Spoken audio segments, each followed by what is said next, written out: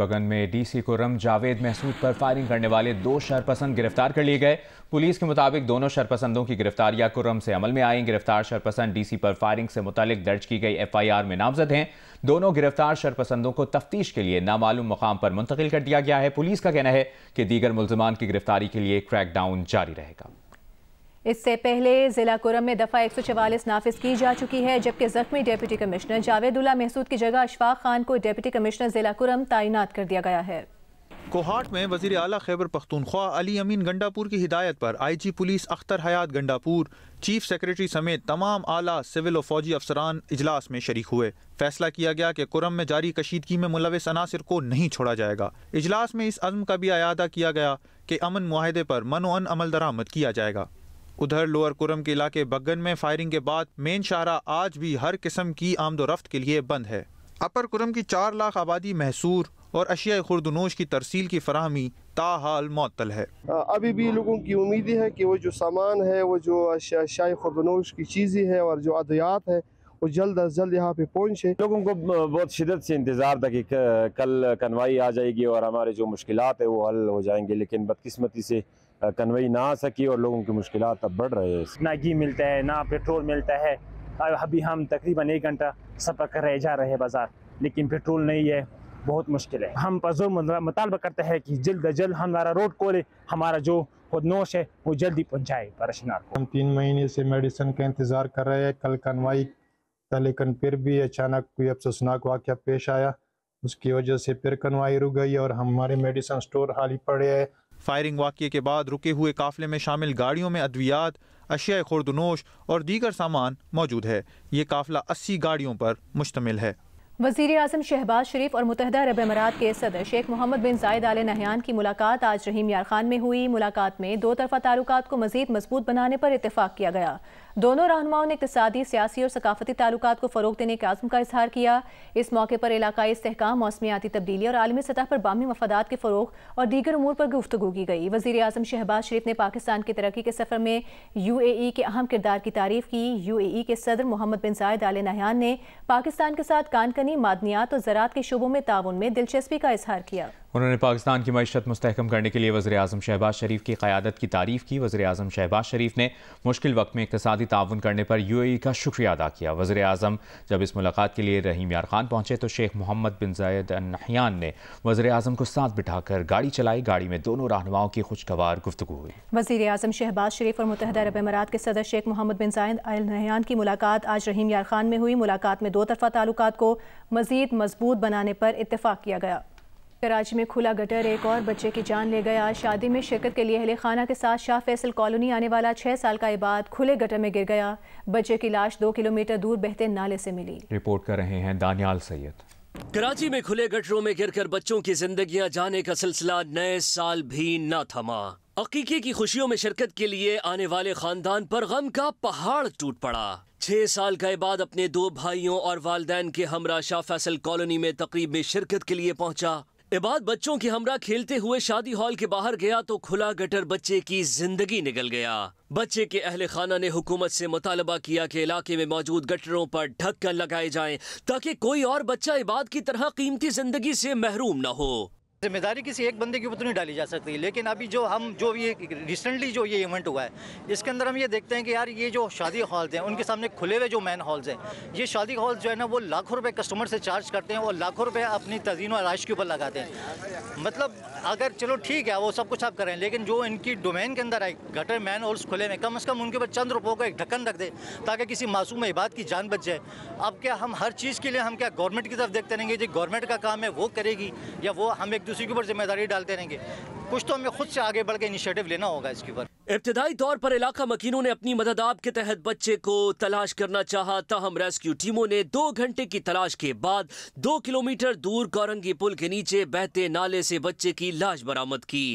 इलाका मकीनों का कहना है कि इलाके में मौजूद खुले गटर आए रोज हादसात का सबब बन रहे हैं। शादी हो रही थी यहाँ पे, तो ये अपनी नानी को लेके जा रहा था। जब भी उस नैनी एक बच्चे को बचाया और एक बुनी है उनकी नानी भी थी, वो उसको भी बचाया है। ये हाल है, सूरत हाल। तकरीबन ये 1-2 साल से ज़्यादा होगा इनके ढकने ही नहीं है। गवर्नमेंट को कोई इसकी फ़िक्र नहीं है। इसमें गवर्नमेंट, सिंध गवर्नमेंट भी इन्वॉल्व है, ज़िला इंतज़ामिया भी इन्वॉल्व है, सारे फंड मिलते हैं, सब खा जाते हैं, ना कोई गटरों पे लगते, ना कोई लाइटों पे लगते, लोग ऐसे मरते हैं। यहाँ पे तकरीबन 2 किलोमीटर तक या इससे ज़ायद कहलूँ मैं कि वहाँ पे गटर खुले हुए हैं, नाले खुले हुए हैं और कोई उसमें ढक्कन नहीं है। रेस्क्यू हुक्काम के मुताबिक 2024 में 19 बच्चे गटर और नालों में गिरकर जाँ बहक हुए हैं। कैमरामैन अदनान हैदर के साथ दानियाल सैयद, जियो न्यूज़, कराची। गुजरात में कोयले के धुएं के बायस दम घुटने से जाँ बहक 5 बच्चों की तदफीन कर दी गई। अफसोसनाक वाक़े पर इलाके की फ़िज़ा सोगवार है। नमाज जनाजा गाँव पिंडी लोहारा में अदा की गई, जिसमें इलाका मकीनों की कसीर तादाद ने शिरकत की। 1 करोड़ रुपए हथियाने के लिए कज़न को कत्ल करके लाश कड़ाही में जलाने के मुलजिम का पिंडी पुलिस ने 3 रोज़ का रिमांड हासिल कर लिया है। समरजार कॉलोनी के रिहायशी मुलजिम मेहर अली पर इल्ज़ाम है कि उसने प्राइस बॉन्ड्स का कारोबार करने वाले अपने कज़न मोहसिन को कत्ल करके उसकी लाश कड़ाही में जला दी थी, जिसमें जानवरों की आलाइशें पिघलाकर चर्बी निकाली जाती थी। राजा बाजार में काम करने वाला मोहसिन 26 दिसंबर को 1 करोड़ रुपए की रकम लेकर निकला था। उसके लापता होने का मुकदमा 27 दिसंबर को दर्ज किया गया। पुलिस ने ह्यूमन इंटेलिजेंस के जरिए मुलजिम को ट्रेस करके 3 जनवरी को गिरफ्तार किया। पुलिस के मुताबिक दौरान तफ्तीश मुलजिम ने कज़न के कत्ल और लाश जलाने का एतराफ़ कर लिया। कोयटा में सूबाई हल्के PB 45 के 15 पोलिंग स्टेशंस पर पोलिंग के बाद नताइज का इंतजार किया जा रहा है। जिला इंतजामिया ने डिप्टी कमिश्नर ऑफिस जाने वाले रास्ते कंटेनर लगाकर बंद कर दिए हैं। रहनुमा जमीयत उलमा इस्लाम अब्दुल गफूर हैदरी ने कारकुनान को नताइज का ऐलान होने तक RO ऑफिस पर बैठे रहने की हिदायत की है। अब तक के नताइज में पीपल्स पार्टी के अली मदद जतक को बढ़तरी हासिल है। तफसील जानेंगे, सलमान अशरफ ने हमें ज्वाइन किया। सलमान, सिर्फ 15 पोलिंग स्टेशन थे, अब तक नतीजा क्यों नहीं आया? जी, अभी भी RO ऑफिस के बाहर जो है वो तमाम जो जमीयत उलमा इस्लाम के कारकुन बैठे हुए। इस दौरान जो उनके सूबाई अमीर है उन्होंने एहतजाजी धरना भी दिया। उनके पास DC और जो मुतलका इंतजामिया के लोग हैं उन्होंने कहा कि जो इस हवाले से रिजल्ट है उसे कंपाइल किया जा रहा है। अगले 15 से 20 मिनट में उसका बाज़ाब्ता ऐलान कर दिया जाएगा, फॉर्म जारी कर दिया जाएगा। जबकि दूसरी जानिब पीपल्स पार्टी के जो रुकन थे, जो आज उम्मीदवार भी थे अली जतक, उनके घर पर इस वक्त जश्न का समा है और वहाँ से ये इतलात आ रही हैं कि उनकी बर्तरी बताई जा रही है, लेकिन बाज़ाब्ता तौर पर अभी उनका कोई नोटिफिकेशन सामने नहीं आया। उनकी जीत के हवाले से भी नोटिफिकेशन जारी नहीं हुआ। बहुत शुक्रिया आपका सलमान, आप हमें तफसील से आगाह कर रहे थे। कोयटा में सूबाई हल्का PB 45 के 15 पोलिंग स्टेशन पर पोलिंग के बाद नताइज का इंतजार किया जा रहा है। अब तक के गैर सरकारी गैर हतमी नताइज के मुताबिक पीपल्स पार्टी के अली मदद जतक को बर्तरी हासिल है। जिले इंतजामिया ने डिप्टी कमिश्नर ऑफिस जाने वाले रास्ते कंटेनर लगाकर बंद कर दिए हैं और रहनुमा जमीयत उलमा इस्लाम फे अब्दुल गफूर हैदरी ने कारकुनान को नताइज का ऐलान होने तक RO ऑफिस पर बैठे रहने की हिदायत की है। कोयटा में सूबाई हल्का PB 45 के 15 पोलिंग स्टेशन पर पोलिंग के बाद नताइज का इंतजार किया जा रहा है। तर्जुमान पीपल्स पार्टी का कहना है कि अब तक के नताइज में पीपल्स पार्टी के अली मदद जतक को बढ़तरी हासिल है, जबकि जमीयत उलमा इस्लाम के कारकुन DC ऑफिस के बाहर मौजूद है। मौलाना अब्दुल गफूर हैदरी का कहना है कि कारकुनान नताइज के ऐलान आने तक RO ऑफिस पर बैठे रहें। जमीयत उलमा इस्लाम फे के रहनुमा कामरान मुर्तज़ा ने कहा है कि हमारे पास तमाम पोलिंग स्टेशन के फॉर्म 45 हैं। फॉर्म 45 के मुताबिक हमारे उम्मीदवार उस्मान बरकानी की वाज़ेह अक्सरियत है। हमें DC ऑफिस जाने नहीं दिया जा रहा और खदशा ये है कि नताइज तब्दील ना किए जाएं। आगे बढ़ते हैं, आपको बताएं कि केप टाउन टेस्ट के तीसरे दिन पाकिस्तानी टीम पहली इनिंग्स में 194 रन पर आउट होकर फॉलो ऑन का शिकार हो गई। पहली इनिंग्स में बाबर आजम ने 58 और मोहम्मद रिजवान ने 46 रन स्कोर किए। 451 रन के खसारे से दूसरी इनिंग्स शुरू करने के बाद पाकिस्तानी टीम के ओपनर्स कप्तान शान मसूद और बाबर आजम ने शानदार बैटिंग की और पहली विकेट पर 205 रन की शिराकत कायम की। तीसरे दिन जब खेल खत्म हुआ तो कप्तान शान मसूद 102 और night watchman Khurram Shahzad 8 run पर नॉट आउट थे। बाबर आजम 81 रन की इनिंग्स खेलने के बाद आउट हुए। पाकिस्तान का स्कोर 1 विकेट पर 213 रन था। कराची मैराथन पेशावर के इसरार खटक ने 42 किलोमीटर का फासला 2 घंटे 30 मिनट 13 सेकंड्स में तय करके जीत ली। वेमेन कैटेगरी अनब खान के नाम रही। हाफ मैराथन साहिवाल के मोहम्मद अख्तर ने जीती, जबकि हाफ मैराथन का वेमेन टाइटल गिलगित की मुमताज नेमत के नाम रहा। मैराथन में बरतानिया, जर्मनी, जापान, ऑस्ट्रेलिया और वियतनाम समेत कई ममालिक के एथलीट्स ने हिस्सा लिया। इवेंट जियो सुपर से बराह रास्त नशर किया गया। कराची का एक बहुत बड़ा इवेंट कराची मैराथन, जिसमें शरीक हुए हजारों की तादाद में रनर्स। मुल्की और गैर मुल्की एथलीट समेत शुरका में हुआ जबरदस्त मुकाबला। 42.195 किलोमीटर की फुल मैराथन में पेशावर के इसरार खटक ने सबसे पहले क्रॉस लाइन अबूर की और पहली पोजीशन हासिल की। इसरार खटक ने फासला 2 घंटे 30 मिनट 13 सेकंड्स में तय किया। बहावलपुर के मोहम्मद रियाज दूसरे नंबर पर रहे। उन्होंने फासला 2 घंटे 32 मिनट 13 सेकंड्स में तय किया। गर्ल्स की मैराथन में ऐनब खान ने पहली पोजीशन हासिल की। उन्होंने फासला 3 घंटे 47 मिनट 49 सेकंड में तय किया। ज़ेबा शाह अब्बासी 4 घंटे 1 मिनट 13 सेकंड्स के साथ दूसरे नंबर पर रहीं। गर्ल्स की हाफ मैराथन में मुमताज नेमत ने 1 घंटा 43 मिनट 26 सेकंड में मुकर्ररा फासला तय किया और पहली पोजीशन हासिल की। दुआ नजाकत दूसरे नंबर पर रहीं। दुआ ने फासला 1 घंटा 51 मिनट 45 सेकंड में तय किया। मेंस की हाफ मैराथन में मोहम्मद अख्तर ने पहली पोजीशन ली। अख्तर ने मुकर्ररा फासला 1 घंटे 12 मिनट 8 सेकंड्स में तय किया। मोहम्मद कासिम बाजवा 44 सेकंड के फर्क से दूसरे नंबर पर रहे। इवेंट में 5 किलोमीटर की फन रेस भी हुई, जिसमें बड़ी तादाद में मर्द, खवातीन, बच्चे और बच्चियों ने शिरकत की। ये शी इज 50 years old, 50 साल की हैं, खुद बता रही हैं। And one big round of applause, she is a cancer survivor. Karachi का सबसे बड़ा इवेंट जियो सुपर से बराह रास्त नशर किया गया। बानी पीटीआई के खिलाफ 190 मिलियन पाउंड रेफरेंस का फैसला तीसरी बार मौखर कर दिया गया। जराये का कहना है कि 18 दिसंबर को महफूज किया गया केस का फैसला कल भी नहीं सुनाया जाएगा। इम्कान है कि कल तरफेन के वकला को बुलाकर फैसला सुनाने की नई तारीख से आगाह किया जाएगा। बानी पीटीआई के खिलाफ कल अडियाला जेल में तोशाखाना 2 केस की समाअत होगी। इम्कान है कि इस केस की समाअत के दौरान पीटीआई की मुज़ाकराती टीम की बानी पीटीआई से मुलाकात होगी। ज़राए का कहना है कि पीटीआई की मुज़ाकराती टीम बानी पीटीआई को अब तक हुकूमत से हुए मुज़ाकरात के दूसरे दौर की पेशरफ से आगाह करेगी।